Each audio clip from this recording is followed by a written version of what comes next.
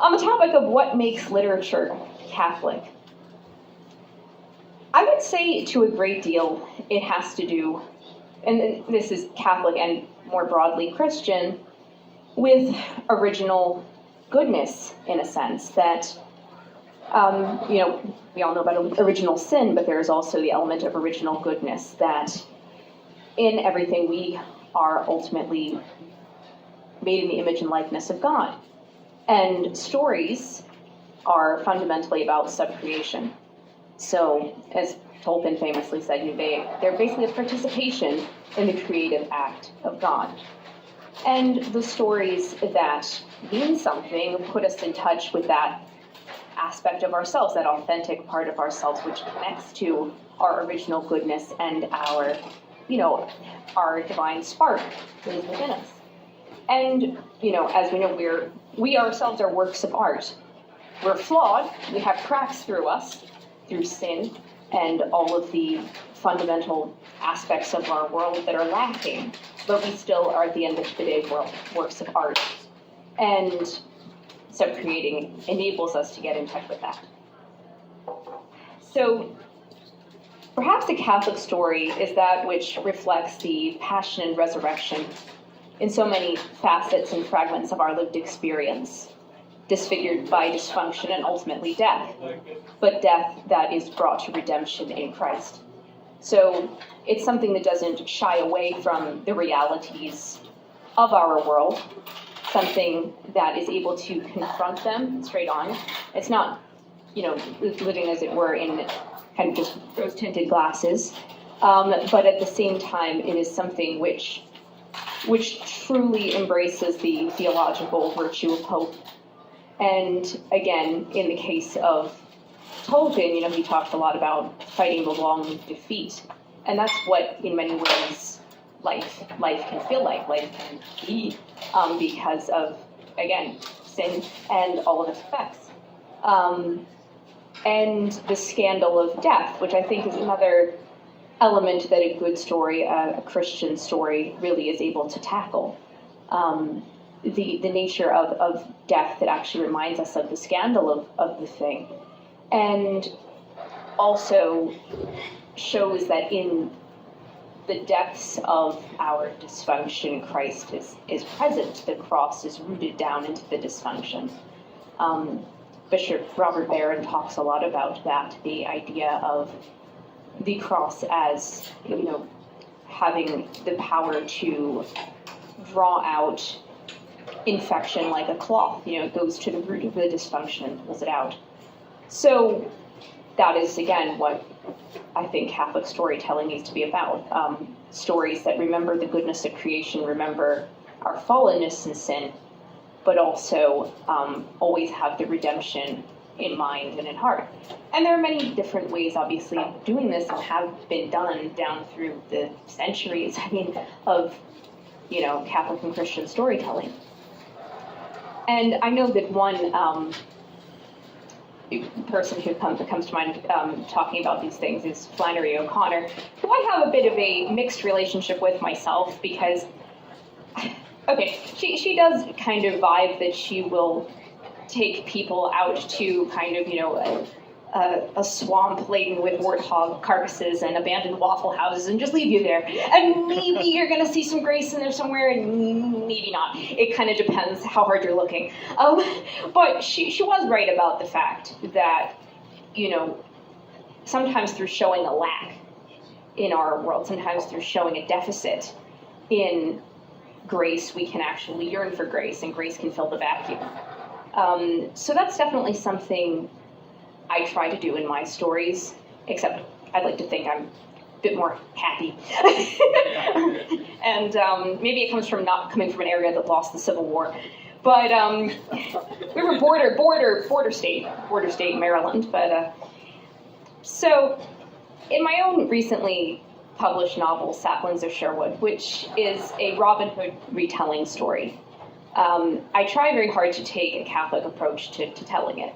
And it's something that, firstly, is important to me because of how much the Catholic elements have been whitewashed out of Robin Hood in so many of its varied retellings.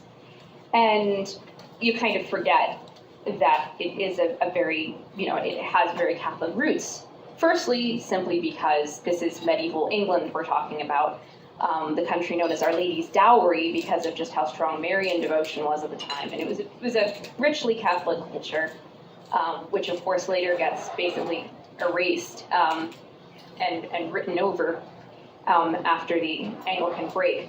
So within the universe of Robin Hood, everything is in some way touched by the faith. There's no real way of avoiding it and remaining true to the history. And I do try in this version to remain more true to the history than I feel a lot of versions have, and trying to give it a more, earthy, realistic take of what could have happened.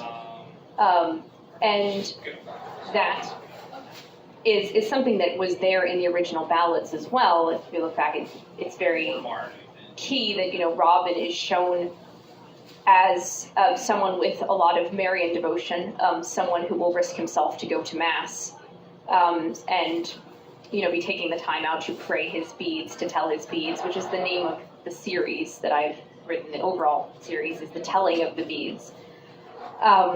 So he's a very Catholic character to begin with in a very Catholic culture, and it kind of got written out. But I've done what I can to try to put it back in. And the ethical divide in the story is between those trying to embrace a Christ-like existence of self-sacrificial duty and seeing all human beings as brothers and sisters, and those who live for selfish pleasures and power struggles. And ultimately, everyone is touched and changed by their faith, whether they're the heroes of the story or the villains or everything in between. They all measure themselves upon that scale because it is so, again, richly entrenched into their culture. So Robin as a character struggles a great deal with trying to hold firm to his faith in an era of immense injustice, in a society of immense injustice, because this is the aftermath of the Norman conquest, and Saxons in England found themselves dispossessed and on the lower scale of society. And in my variation of the story, Robin is the heir of the last Saxon noble house in his county and in the Shire. So they're surrounded by Normans that want to take them down. His mother went through a great deal of suffering at the hands of Normans. Her family was essentially wiped out in a rebellion and so forth. So she has a lot of built-up animosity over what she has been through. His father, on the other hand, is trying to encourage, prudence and balance and so forth. But it's a struggle. Robin comes out kind of in the middle of trying to figure out, in some ways his mother has qualities that his father doesn't, and his father has qualities his mother doesn't. And it's that question between what is the more, Christian thing to do. There is, of course, the element of turning your cheek and maintaining the peace and trying to be peacemakers. But then there's also the element that is about justice and trying to seek justice and trying to sometimes act, as opposed to remaining on the sidelines of conflict. So he struggles to find a middle route throughout the story in that way. And his father, though, instills in Robin a very deep Christian responsibility about his role as a noble. And that's a big theme in the story and in the series, is about how one is actually a noble versus just by birth. One has to really grow into it, and one has to, ultimately, the best way to be noble is to be a good Christian. And that is something that Robin has to learn over the course of the series. It's something that his father, Elfric, really tries to instill in him at a very young age. Meanwhile, on the other side of the fence, as it were, in the story, is the character of Roger Cavendish, who will have a role to play later on. Don't want to spoil anything too much. But he falls into a specific role in the Legendarium. And he is the son of an heir of one of the neighboring Norman noble houses, one of the most powerful in the Shire. And his father is the opposite of Elfric in every way. he is a brute. He is a terrible person who has either done or allowed or ordered horrible things ranging from murder to rape. He's a horrible person and a war criminal. And Roger grows up in this environment, but at the same time, he actually reaches out for goodness against the odds. And he has a very, very struggled and, abusive childhood. But at the same time, he has a certain spark that, it kind of burns for something better than what his father was. And even though he goes through this intense, long-term dark night of the soul, where he feels like he cannot pray, he feels like, God doesn't care about him at all, there's still something in him that wants to be a good Christian, no matter how poor he is at it at times. And he makes very bad mistakes and, can go down some very dark paths, but at the same time, he truly wants to be a good Christian. And it's his struggle that kind of makes the character compelling to write, I find. And it is this desire to reach for something you can't even see. In his case, he can't really see the light, but he has this glimmer of faith that the light is there, and he does try repeatedly to reach for it. And sometimes when he doesn't even feel it, it's sort of the question of emotions versus will. Sometimes he doesn't feel like doing the right thing or feel empathy towards people, but he will actually end up at times going out of his way in individual cases to try to do the right thing because he knows in his heart he's a Christian, somewhere in there and amidst it all. So it's very much his arc in the series as it goes on is trying to come to balance with that. The story themes also have a lot of pro-life messaging as well, and what I would call Catholic and Christian sexual ethic, because it does deal with the abuses that were going on in terms of the Norman lords and their Saxon serfs. Very common for them to just basically be picking girls from the estates, and forcing them essentially into sex slavery and various other abuses going on. And I try to cover it in a tasteful manner, but at the same time cover it in an accurate way to what was going on in the time period. And I mean, now, let's be honest, in different ways. It's an ongoing, hit the beginning of time, situation where power is abused, and that's what happens. But basically, sexuality is always shown in the story to be something that is either connected to love and responsibility and an awareness of new life that can be brought forth from that, or it is disordered in any number of ways, from the very, very disordered to in between levels of missing the mark as to, again, that sense of love and responsibility that goes with it. And the topic of abortion is actually discussed as well, because it's not new, obviously. It's from the beginning of time. And again, it has been historically the tool of oppressors of women who do use and have used it in order to cover up their own misdemeanors, essentially. And so it's always shown that way in the story when it is brought up a couple of times as being the tool of, the oppressors to try to silence women and to try to get their own pleasure without any responsibility or culpability. So all of that is worked in, and it very much goes into making Robin what he is, because he's aware of these things, among many other things. There's all different kinds of injustices going on, ranging from just keeping people in miserable poverty on the estates and making them suffer all kinds of indignations. But also it really goes into him the need to protect women, the need to be chivalrous, which is tied into his Marian devotion as well, but also an awareness that many men in power abuse women, and that it's his job to protect them and always have this code, which of course is drawn from the original legends, that Robin has this code that, I would never harm a woman nor a man in woman's company.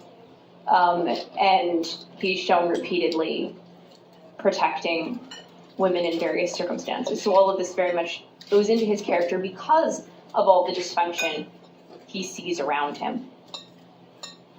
Another major theme in the story has to do with Christianity versus paganism and how it plays into this very particular medieval society, which is comparatively new to its Christianity. And it's still trying to adjust in a previously very pagan and warlike society. And it still has that in it, it still has that instinct. And Eldreda, Robin's mother, is shown as being kind of mixed, honestly. She is on the one hand a devout Christian lady, but on the other hand, she allows herself to really sink into vengeance. And that's understandable given what she's been through and what her family's been through. But at the same time, she does, I think, even herself is aware that it's not the Christian way to be. It's a bit of a paganism. And she quite enjoys the old pagan stories. They're freeing to her, the old pagan ways and so forth. They are freeing to her, and they enable her to kind of, again, indulge in this type of revenge fantasy. And so what also comes up in the story is several characters who are more outright leaning toward paganism, who come from Wales, and they come from small outlying villages of Wales, and they practice a kind of Celtic Christo-paganism, sort of a mix, very synchronized, a leaning pagan. And they wind up on Locksley land, and they interact with Robin. And we get to see their alternative morality, which, again, sometimes they're pretty decent enough people, but they have a very alternative morality. And for Robin, it proves to be kind of alluring and also disturbing at the same time. These people, on the one hand, can kind of let go to certain things, which he always has to hold back on, particularly in the case of revenge and things pertaining to, again, the wild. There's kind of two sides to Robin, in a sense, two natures. And the one nature is his very Christian side.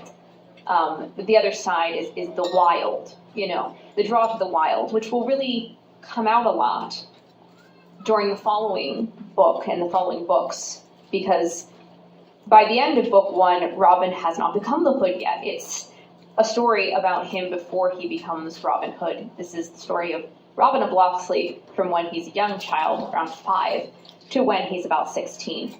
And it's very much about world building. So taking in all of these aspects of his universe and the dysfunction and so forth in it, and then how he's going to respond to that in the coming books. But he's going to have to deal with the combination of his mother and his father and the way that they've handled things. And he's going to have to deal with the mixed nature that he has between Christian and pagan instincts toward things. And so those are some of the main themes and trajectories within that story.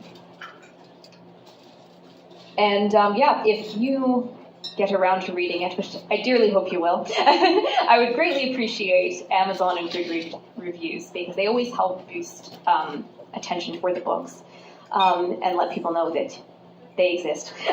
And I apologize ahead of time for any typos that are discovered. We are still very much in the battle against them. You can go through a book with like 20 editors practically, and they will be like, it's done, it's a wrap, go for it. And then you get a copy and it's like, okay, I think I want to burn my eyes out now. So we're still kind of sending out assassins to snipe the remaining typos. But at the moment, kudos to Leah, who gallantly was one of the typo cleansers. Survivor. So transitioning to the current project I have going. So in addition to the Robin Hood series that is ongoing, I am currently working on a duology, I think that's the right word, 2-book story, I think it is, called All Ye Who Pass By, and it's set during the American Revolution. So jump forward in time quite a few centuries, and following a Catholic recusant from northern England. This has been something that's I've had a long-term interest in, is the recusants of England and what they went through after the Anglican split, and the different penalties that they struggled under, and how they dealt with it, and how they tried to keep faith. What I do notice is the 18th century tends to be jumped over. So we think about the English martyrs, we usually are thinking about the Elizabethan period, the wider Tudor period. You know, we start with Henry VIII, obviously like Thomas More and John Fisher. And then we get the famous ones in the Elizabethan period with Edmund Campion and Margaret Clitheroe and the rest of them. But we don't think very much about the centuries that follow. We sometimes think about the Stuart era, the 17th century, a little bit, because of the English civil wars and Oliver Cromwell. It depends how much people are an Anglophile, to be fair. But we still were getting some martyrs out of that. So you sometimes remember that. But in the 18th century, the official martyrdoms had ended, in the sense of the government was not outright killing priests, or people who harbored priests. They brought it down a few notches. Now they're just being banished or imprisoned for life. No big deal. So things like that, and having their lands confiscated and their properties confiscated, and people who were Catholic, who were recusants, would have to pay these extremely heavy fines for not attending Anglican services, and they couldn't obviously attend masses unless they happened to be in the Catholic country embassies in London. So those were a few of the exceptions, like in the embassies for France and Spain and Naples and others. But they couldn't have a priest, say mass for them. They would do it though, if they could. They would try to get away with it. And priest holes were still in use, just like in the Elizabethan period and everything else. So they would be having secret masses and be trying to get secret sacraments and the rest of it, which was very risky, because again, they stood to lose whatever they still had. But again, they didn't have much because of the taxes and the fines that were being placed upon them, and because of the fact that they basically were not allowed to own so much property. They were not allowed to go to basically various schools in the country, vast majority. They were not allowed to own horses, and there's actually a rather famous story, at least among this little venue of history, 18th century Catholic history. I don't know if any of you guys recognize the name of General Thomas Gage from the American Revolution.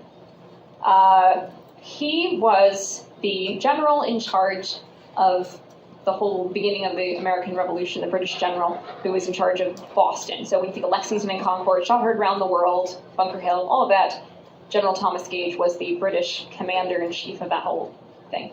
Well, his family, they were long-term Catholics. In fact, before the whole Shattered Round the World thing made the family kind of famous, they were mainly famous for being Catholic in England for, centuries. When the break happened, they held on to their Catholic faith.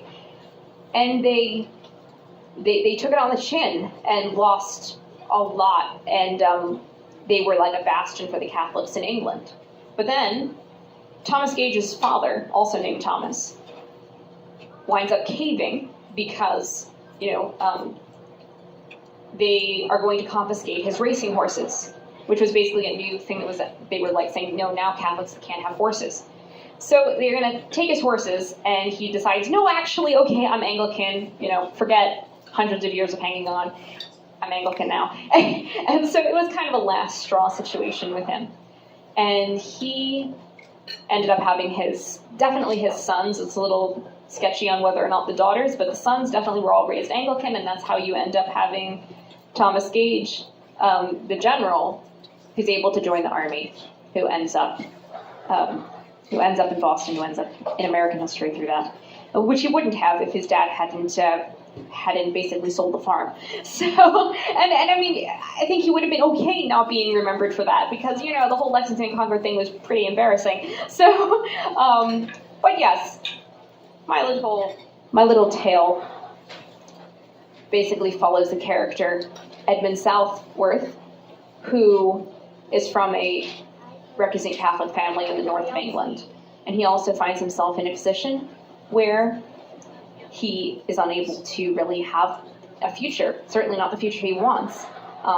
Their family has been greatly curtailed due to the penalties laid upon them. And they are in a situation, especially after his father dies, of economic ruin. And then into Ned is his nickname, into Ned's life comes, at this time, Colonel John Burgoyne, also going to appear in the American Revolution. And he comes and he essentially says, "My lad, I will help you pay off your debts because your dad lent me some money a long time ago." Oh, 5. Or so. Okay. So suffice to say, they wind up getting a bond together, and ultimately Ned is persuaded to abandon his Catholic faith, become Anglican, and go on Burgoyne's march, the Saratoga campaign. And that is a disaster, a total unmitigated disaster. But through this disaster, he's able to kind of rediscover his faith and reconsider some of his decisions, which were sketchy. And so this caused him to reevaluate himself. But it's one of the things that's been quite interesting to write, because it's a very unknown time period an unknown aspect of a time period. And in some ways, it's basically the story of Edmund Campion just rebooted and set forward. Because, of course, his name is Edmund, and he's directly named after both Edmund Campion and Edmund the Martyr, one of the original patrons of England. And he is, like Edmund Campion, in a position where he has patronage and has the chance to, really advance in his new position, but then ultimately has a strike of conscience and realizes, no, is this really what I want to be doing here? And so his life takes another route. So that is essentially the storyline, and it does deal briefly. I'll try to rush through these themes. It does deal similarly as with the Robin Hood story with the struggle between Christianity and paganism, but differently. Because unlike in the Robin Hood story, where you have outright paganism, with this, it's more of a fascination with Greco-Roman philosophy. So there's Greco-Roman classical philosophy, which gets mirrored to deism. And so it's the idea of a very, distant, clockmaker god who is in charge of destinies and is in charge of nature, but from kind of a distance. He wound it up and it's going, and he sets it into course, and that's sort of the way it works. It's not a personal connection the same way. And the emphasis becomes less upon being, taking part in devotions for people, even though they might be nominally Christian, and this was very, very common. They'd be nominally Anglican or Presbyterian or something else, but they would end up being mostly practically deists. And that ultimately is paganism. It's just under another title, it is pagan. And they put all their energies, instead of into things like Christian devotion, they put it into worldly glories and patriotism, especially with Anglicanism, because it was a state church. So they really put themselves out into that. And a big aspect of the story is the characters, both Catholic and Protestant, really, especially through the tragedy and defeat for the British side of the story in the Saratoga campaign, they really come to question, well, have we sacrificed something deeper for lesser goods in this kind of Alexander the Great fashion of, if I just gain glory, my fame will never die, and that is the highest thing I can think of. And then when you realize, well, the fame is down the drain, you lost everything, well, now what do you have left, and you're facing death? So that's a big part of the story as well. It's definitely the pagan and the Christian still in contention with one another in different ways. So that is basically it that I will free you. And I would say keep a lookout upcoming. I am attempting to launch a poetry collection as well, which it should be coming out hopefully in the next couple weeks. So I was getting very close to trying to release it before this, but then it just got overwhelming, so I just decided, all right, we're just gonna do it properly. So, and Mr. Hoover will help me with that. I can recruit him to help me with that, hopefully. And Leah, but you're there. Here for you. So you're there for me. So thank you so much, everyone. I really appreciated coming out, and I'll turn it over to James.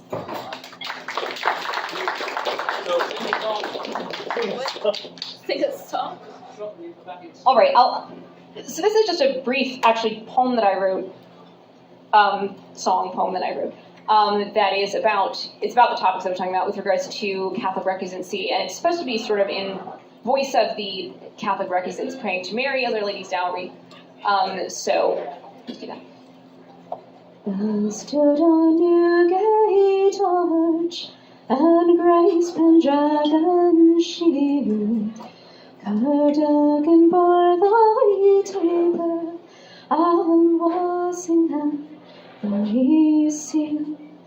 Humbly we now beseech thee, as at thy feet we kneel. Our Lady of Britannia, ora pro nobis. There you go. Thank you.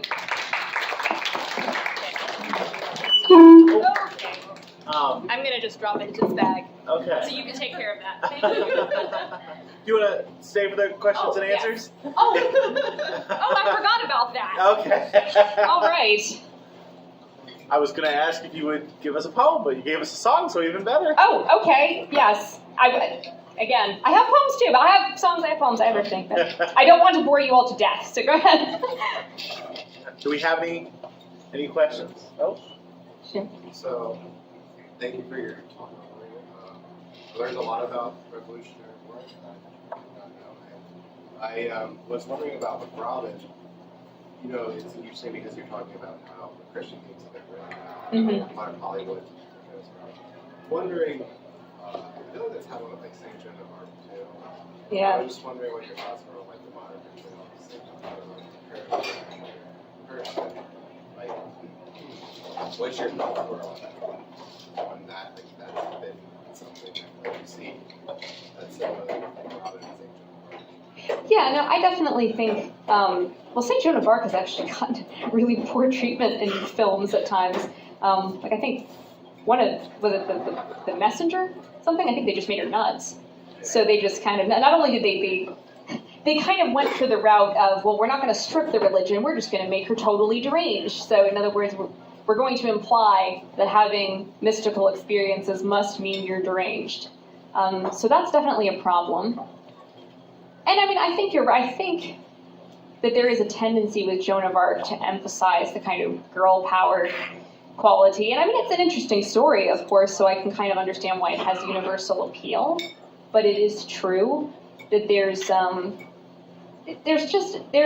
a kind of widespread tendency to eradicate religious elements in stories, and they want to kind of make it appealing to secular audiences at the expense of putting it in its proper religious and cultural context. And this isn't even just the case with Christianity. I mean, I know for a fact, in discussing and talking with Muslim friends, this happens a lot, for example, with Rumi, you know, the poet.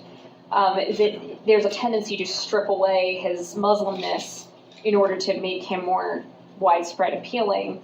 And this is also something I've actually experienced with regards to another different project, a screenplay project I've been working on, that is about a 7th century battle in Iraq, the Battle of Karbala.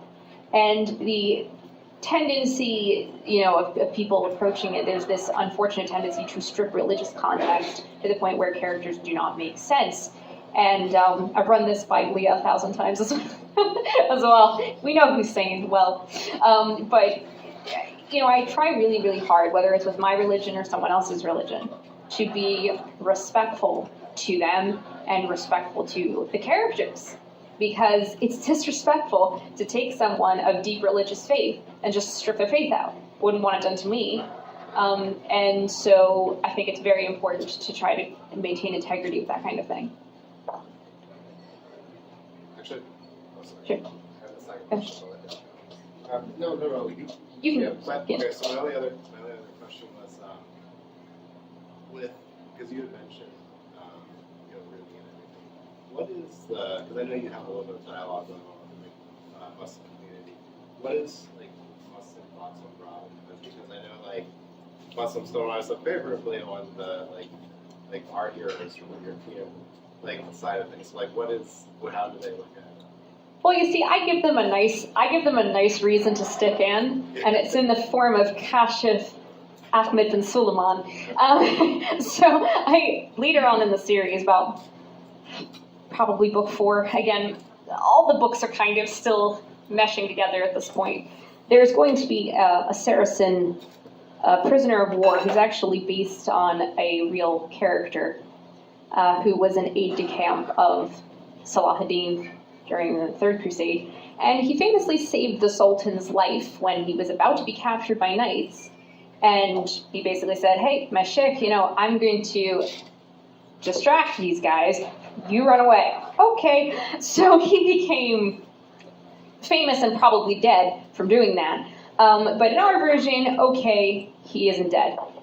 He gets captured, he gets taken back to England, and this is how he winds up having a whole arc and trajectory, which is kind of fun because we get to explore, in his case, struggling to adapt to his new situation as, well, a basically prisoner mercenary struggling to survive when he used to be a noble, just like all these other people, and he continues to repeat, I'm a noble too, I come from high rank, I served princes, so I actually have a number of Muslim friends who've been very helpful with this, and without them on board, I couldn't be doing it right, and that's why it's so important to get people who know what they're talking about, which I wish Hollywood producers would do. I have a number of close Muslim friends who've helped out a ton with that, not least Adil Ahmed and Adil Mulk. They've really stuck with me through the process of working on Kashif and the whole story, too. I mean, Adil has helped with pretty much every other aspect. So he's been in it the whole way. So yeah, so there's that. They stick in for him, though he is their boy. So with this conversation we've been having about the relationship between fantasy and the faith, I guess I have to now pose the $1,000 question, which is kind of the elephant in the room when talking about this topic, is what does Tolkien mean to you? What does Tolkien mean to you?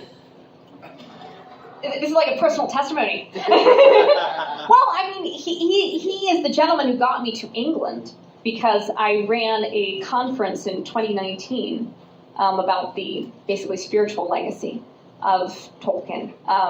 So I ran that out of Oxford University in Lady Margaret Hall. And that was quite interesting and fascinating because we got to have a number of interesting speakers on the subject. And just covering all different aspects of the way Tolkien has influenced faith communities to this day, particularly Catholics.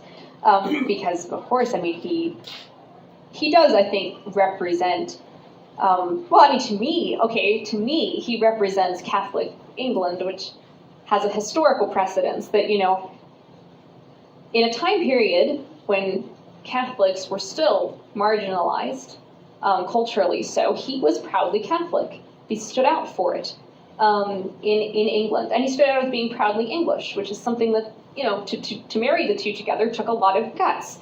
So that, I think, to me, actually is even more compelling to me than the fantasy. But, of course, I think that the fantasy itself was shot through with English history and English culture, in the sense of when you're listening to Lord of the Rings, it's almost impossible not to end up hearing elements of The Wanderer, or elements of the Battle of Maldon, or elements of so many different Anglo-Saxon poems and poetic styles, because he integrated it all in. And of course, these things were from a time when England was being Christianized and Catholicized, for that matter. So I think he kind of went back into the past and in the same way kind of rooted in his own identity that, England has this very strong Catholic heritage and history. And he could weave that in so many ways in his writing. Yeah, that's because I'm glad to hear that because I know that I know this is going to sound insane, but I've only just been recently reading Lord of the Rings. I also read The Hobbit, so before reading Lord of the Rings. But I know that with my recent reading of basically the trilogy, I guess I have to read through it again because it does strike me. Because I always keep on hearing about it. It's like I said, it's almost It's like if you were in any Catholic circle, you are going to inevitably hear about Tolkien in some way, shape, or form. And I feel like he gave us a public face. I Yes. think that's the main. It really is. I think he gave us a public face to the wider world that, you know, and people of all different backgrounds were affected by his work. Now, I personally, honestly, I'm more of a historical fiction person, in case you guys didn't notice, more so than fantasy sci-fi. And most of what I appreciate in Tolkien is the historical stuff, actually, but also the religious stuff, and it is very evident, you know, because I listened to Lord of the Rings relatively recently on audiobook. It was a rather nice audiobook version. It was kind of partially dramatized.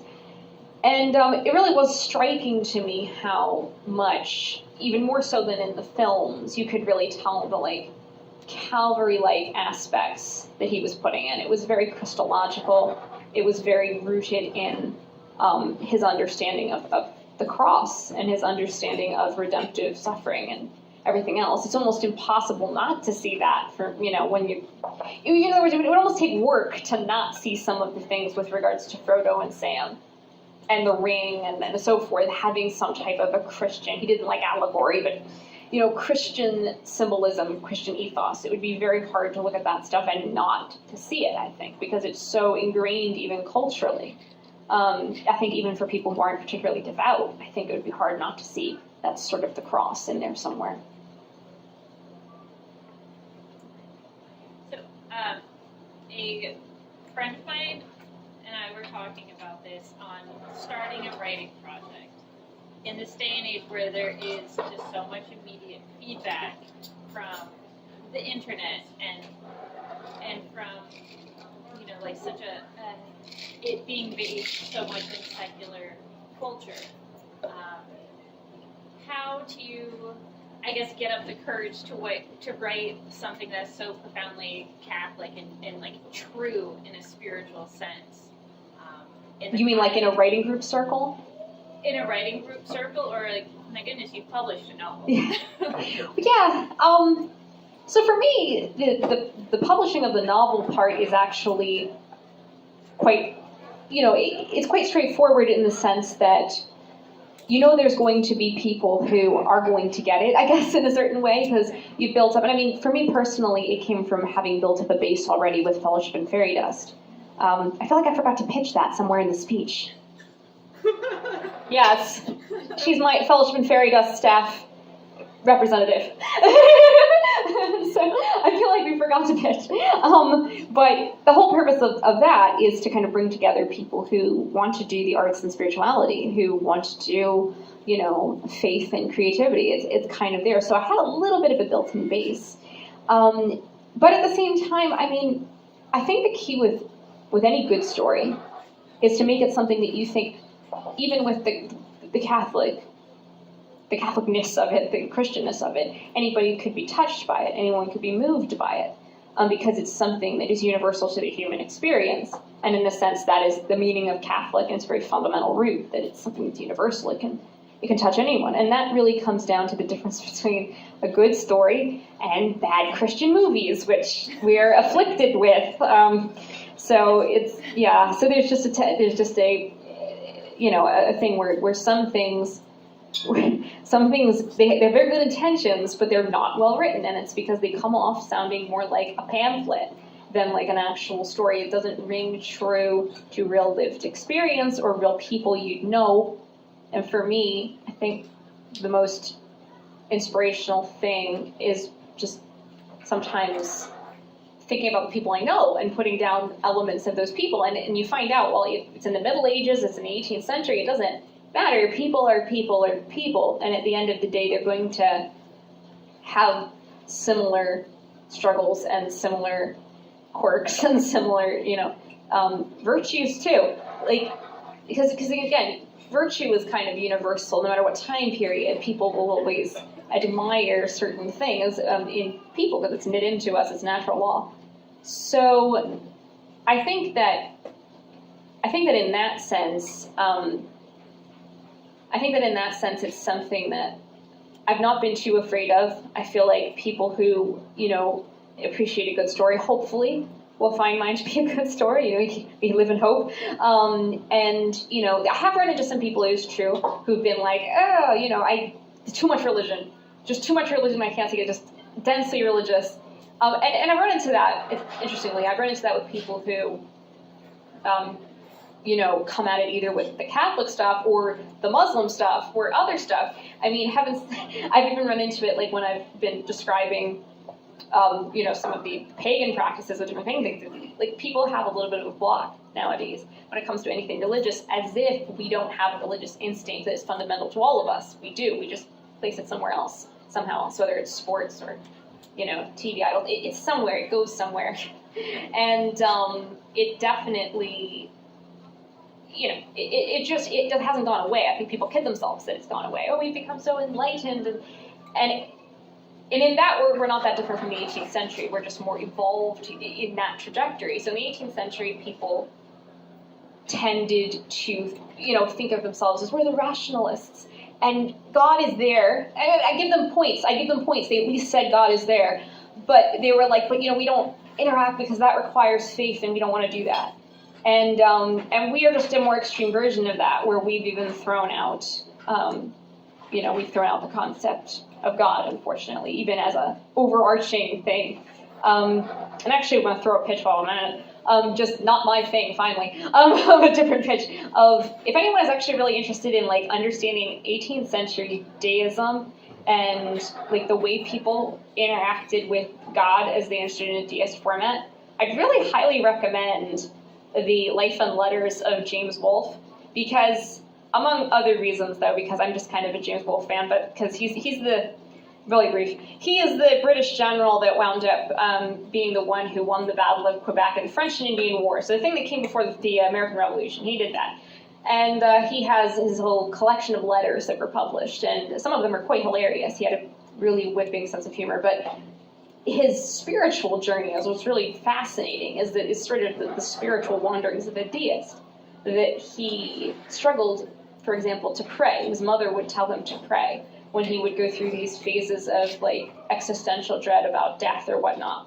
And he would say, like, it's not in me. He struggled to pray, but he did believe vaguely that God was out there. But he still struggled, and he, tended to put all of his energies into, I could win some big battle, and a big battle will happen, and I'll be famous. And so it was kind of sad, really. It's rather tragic, especially given the fact he is killed at Quebec and so forth. It feels like he never finished that journey.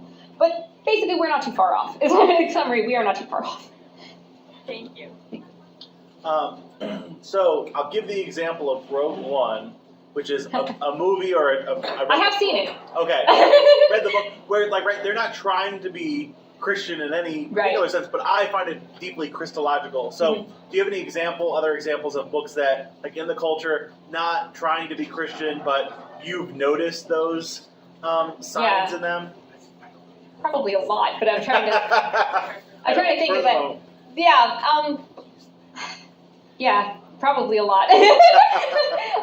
I'm thinking, for example, some stories or some TV shows that carry some moral weight in different circumstances. So there's two series that come to mind. One of them is the old 1970s classic series Kung Fu. Warning, do not watch the third season, anyway. It just crashes and burns. It's terrible. But anyway, prior to that having happened, and we're just going to forget that ever happened, it was a good series, a very good series, and it had a lot of moral quandaries that were addressed in a really poignant way. And because it was quite a religious series, of course, we were following around someone who was a Buddhist monk who then finds himself in a position where he has to, like, leave all that behind and wander the Old West. Sounds like a weird concept. Wander the Old West, and he finds himself in this place of being kind of a pilgrim and trying to balance off what he's learned in the monastery to now being out in the world.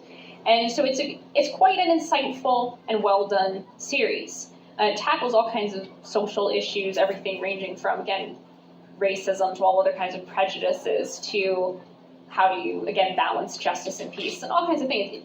Well done until it ceased to be well done, like so many series. The other one is The Fugitive, also an old series. I watch a lot of old things, which is about this this doctor who basically ends up getting accused of murdering his wife and has to be a fugitive for justice. He didn't actually do it, and he's constantly seeking the person who did it. But what he is put in the position is, as a doctor, is very often moral quandaries. It's very much based off of Les Miserables. So that is kind of, and the idea is you've got Inspector Gerard is chasing a very much a Javert character. So he struggles to come to terms with, should I do the moral thing or should I save myself? Should I do the moral thing or should I save myself? And the whole, I think the whole thing that makes it interesting too is the idea of the innocent man who is yet bearing the guilt of something. So it has that general vibe to it. So those two series I would recommend. And even though, as you say, they're not explicitly Christian, one is Buddhist and the other one is secular, I think Christians can take a lot out of them. So. We have one more question. Might be a bit of a low ball, but what would you recommend to the aspiring author that wants to is the big list here? Okay, so in what way? I'm looking specifically at eventually publishing sure. short stories to any advice for authors. Okay, well, get friends to help you, because without friends helping you, it's really hard. So get people who believe in the project, who are willing to really just stick with you through the project, help you get to, meet your goals. That they offer a shoulder for you to cry on, and they talk things out with you. Which, I mean, for me, now granted, I think there's different people who have different methods of the plotters, the pantser, and all of that, but people going over it with real people, I think, is honestly just a really good way of doing writing. And I think sometimes there's this stereotype of the artist who shuts themselves away from people. Probably what would be better would be to spend more time with people, because that's how you learn about people. And ultimately, the writer is trying to convey something that is real. So if you want to convey something that is real, you should spend time with people and can, be able to sort of accurately, I think, get a sense, get an empathy for people, and then you'll be able to empathize with characters. So that's definitely something that I think is very important, is to build an actual compassion. I think it can go in kind of a loop. The more you feel for people, the more you feel for the characters, the more you feel for the characters, the more you feel for people in your real life. So it can go in a loop that way. In terms of publishing, don't be afraid to self-publish. I think some people get this thing like, I want to be published by a particular company, but the problem is, then that's great, but there's a lot of drawbacks to it. A, it could take you forever. If you're really committed to that, you can, but it could take a long time. Two, if you get a smaller company, it's not going to really benefit you much. You could actually end up in a situation where they're taking a lot of the money and they're not advertising you very well, so it's like the worst of all worlds, and you don't have full rights to your material. So there's that. Self-publishing has worked pretty well for me overall. Obviously I like to pick up sales, but however I can, within reason. But it's worked quite well in terms of what I was looking to get out of it. I wanted to get my work out there, and I knew that I had a little bit of fan base already, based on the, again, F&F stuff. So I knew I would get at least some sales out of it. And I just wanted to get it going. And you could do that because it is basically user-friendly. There was some production hell that happened, granted, because of Amazon having to approve. It was right around Christmas, too. I was trying to get out by Christmas, and they had to approve your account, and then the cover wasn't the right size. And as you can probably still tell, it's a little blurry, which is another whole issue we're trying to sort. So there's all kinds of things like that. But overall, Amazon is user-friendly. So I would advise it, especially if it's like the first time you want to publish something. I mean, I think back in the day it used to have this reputation that, only really bad writers self-publish and good ones, they get taken by publishers. Nowadays, it's like, you could be a good writer, and frankly, it doesn't matter. The publishing companies have very specific standards for what they would like, and there's nothing really you're going to be able to do and sometimes they'll make you kind of rip apart your whole project. And I mean, for me, this is something particular as well, because as you may have noticed, I'm very into classic literature. I'm into classic literature, I'm into history, I'm into those older styles, and a lot of modern day publishing companies, they will reject it out of hand because they'll say this style is boring, the style is slow, the style doesn't deliver the way we want it to, it's not the modern novel style. And at that point, you have a choice of either ripping it apart and hoping they'll take it, they may not, probably won't in fact if they're a bigger company. Or you can kind of stick with the integrity of the project and just say, you know what, nowadays self-publishing is not like some weird offbeat thing anymore. It's something that loads of people engage in. So I would highly suggest it.